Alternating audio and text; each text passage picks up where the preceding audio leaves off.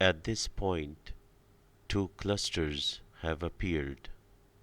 If you notice in the figure, we have one cluster forming from index 6 to index 8 and another one from index 10 to 13. The load factor lambda equals the total number of entries, in this case is 8, divided by the table size, which is 18, equals 0.42. The next three random numbers also go into their appropriate bins. If we compute the hash value of random number 473, it will fall into bin 17 without a collision. Similarly, for random numbers 342 and 191, they will fall into bins 0 and 1 respectively of the hash table.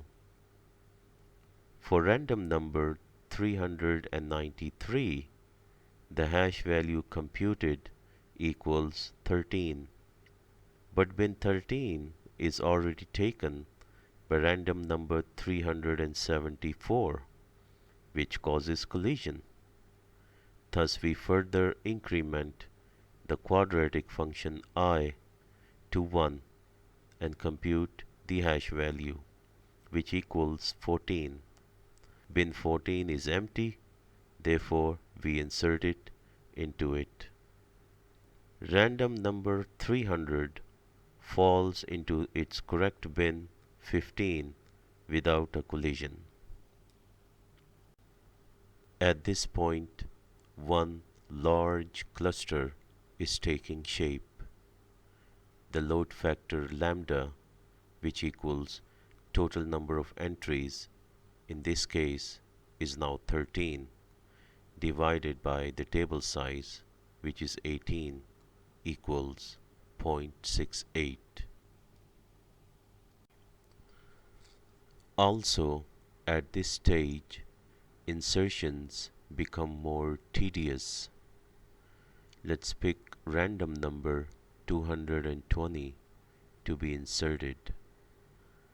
For I equals to 0, the hash value computed equals 11.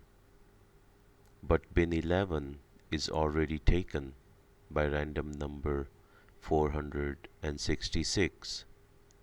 Therefore, we further increment the sequence to I equals 1, and the hash value computed equals to 12. Bin 12 is also taken by random number 981. Further increasing the sequence increment to I equals to 2, the hash value computed equals 15. Bin 15 is also taken by random number 300. Further increasing the sequence increment to I equals to 3, the hash value computed equals 1. Bin 1 is also taken by random number 191.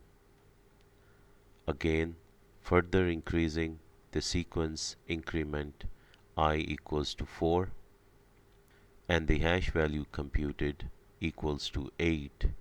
Bin 8 is also taken by random number 198. Further increasing the sequence increment to I equals to 5, the hash value computed equals to 17. Bin 17, unfortunately, is also taken by random number 473. Further increasing the sequence increment to I equals to 6, the hash value computed equals 9. Bin 9 is also taken by random number 11. Again, further increasing the sequence increment to I equals to 7, and the hash value computed equals to 3, bin 3 is also taken by random number 538. Finally, increasing the sequence increment to I equals to 8, the hash value computed equals 18. Bin 18 is empty, therefore we insert the item into it. Here is a pictorial representation of sequences as to show how quadratic probing works. Consider the addition of random number 538 starting in bin 6, which is already taken by 709. We compute the next sequence, which is bin 7.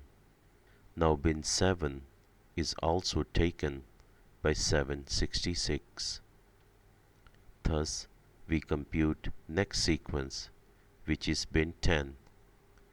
Bin 10 is also taken by 86. We further compute next sequence, which comes out bin 15. Bin 15 is taken by random number 300. Thus we further compute next sequence, which comes out bin 3, which is empty. Thus 538 is inserted in it. What can be noticed here is that the first four bins, which are 6, 7, 10, and 15, all fall within the same cluster. However, the fifth bin checked, which is bin 3, falls far outside the cluster. At this point, the array is almost full. Bin 16 is open and the load factor lambda equals 0.95.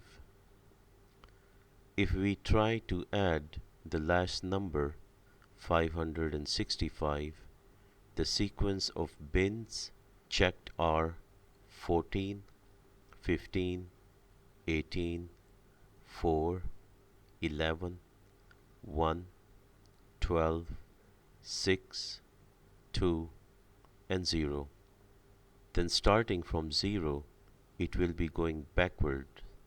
0, 2, 6, 12, 1, 11, 4, 18, 15, and 14. Then starting from 14, we will get the same repetition. Therefore, you will be cycling through the same sequences and you will never going to hit bin 16. Here we can compare the number of probes required with that of linear probing. For random number 86, the number of linear probing will be 1, and for quadratic it is 1 as well.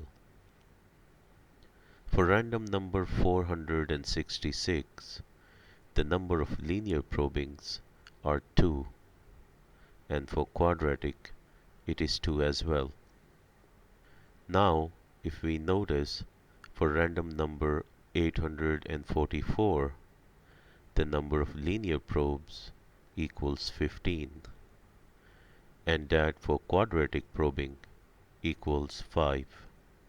Quite a significant reduction in number of sequences while using quadratic probing. For random number 565, although we are unable to find the bin with quadratic probing, we can find it with linear probing in 11 sequences. What we can observe here is that both methods of linear probing and quadratic probing have their own advantage and disadvantage. For deletions, With linear probing, if we deleted the contents of a bin, we had to search ahead to determine if any nodes had to be moved back. Easy with linear probing, we simply moved from bin to bin until an empty bin was located. The non-linear probing associated with quadratic probing does not allow us to do this efficiently. For example, suppose we want to delete the random number 466, which is currently in bin 11. The two other entries which pass through bin 11 are numbers 11 and 220. Now random number 11 goes through sequence 11, 12, 13, 14, 15, and 16. Random number 220 goes through sequence 11, 12, 13, 14, 15, 16, 17, and 18. In both of these random number sequences, bin 11 is used.